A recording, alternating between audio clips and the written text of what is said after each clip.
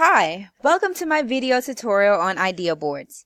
Today I'll be showing you how to create your own IdeaBoardZ account and how to use the website. First, I want to give you some background. So, what exactly is IdeaBoardZ?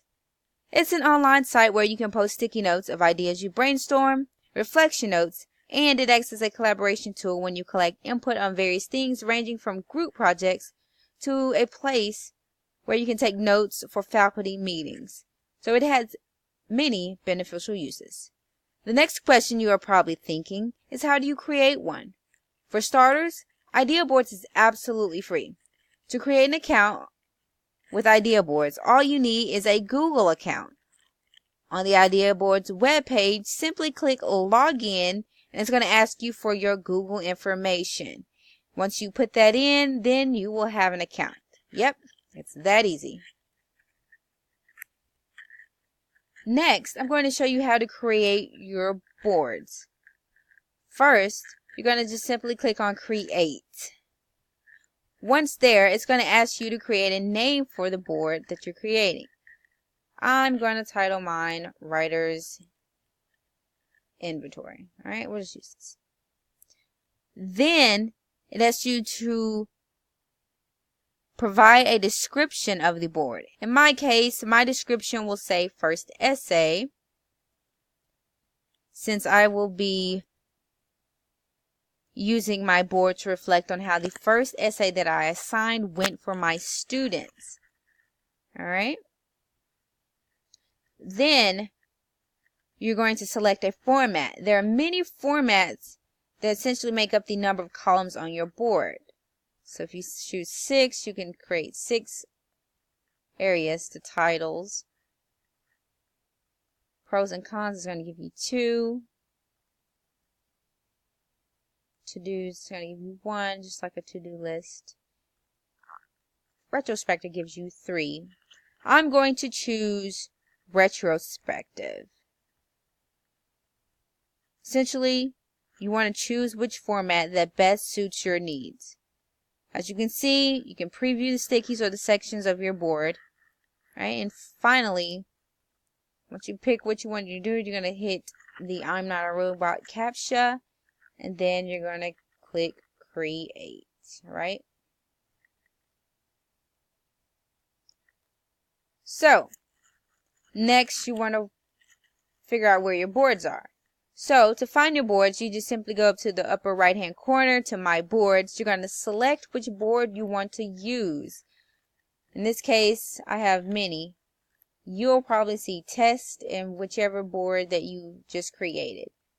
For this purpose, I am going to use Writer's Inventory.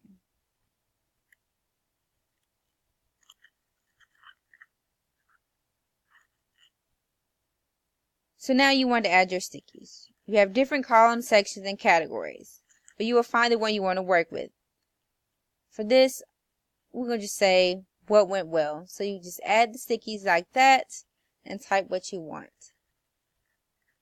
What went well? We'll just say students knew what a thesis should be like. Alright?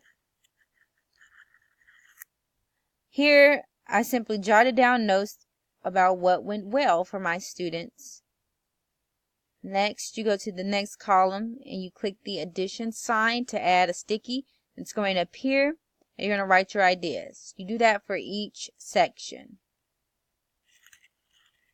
Depending on the format you choose, the stickies will ask you for specific things for which you will respond to in your notes or ideas. When using it as a collaboration tool, let's say in a faculty meeting or having your students work in groups, they can vote on an idea that they like.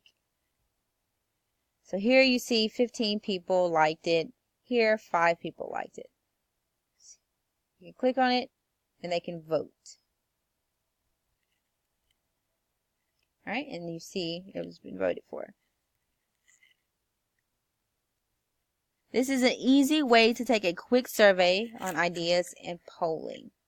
Lastly, you can print the results and feedback if you prefer a hard copy. To get a hard copy, simply go up to the upper right hand corner under Export You're going to have two options. You're going to have PDF and Excel. I'm going to click on PDF because I work with that easier. But essentially, all this does is it breaks down the information in a more organized and easy to read format. So here you see it has the title, it has the description, it has the columns, what went well, what can be improved, action items, as well as what was on the stickies. So essentially what you noted or what you brainstormed. To the far right, you'll see how many votes each section had for each particular sticky. So 1 vote for students knew what a thesis should be like, and things of that nature. So, how can you use IdeaBoardZ in your classroom? Well, for me, I wanted to use it to jot down notes to reflect on how my first assignment went. I noted what went well, what could be improved, and the action items I needed to take in order to make that improvement. I can easily note ideas and access it anywhere without having to pull out pen and paper. Here I can keep up with my ideas and my notes. This website is really good for teachers in the classroom and when you have meetings and want to collaborate on various things. You get immediate votes to see what others like and dislike. Not only that, but students can use it as a way of collaborating with their groups to brainstorm ideas and see which ones of the groups favor the most. All in all, this is a great tool that is free, so take advantage. That concludes this video tutorial on IdeaBoardZ.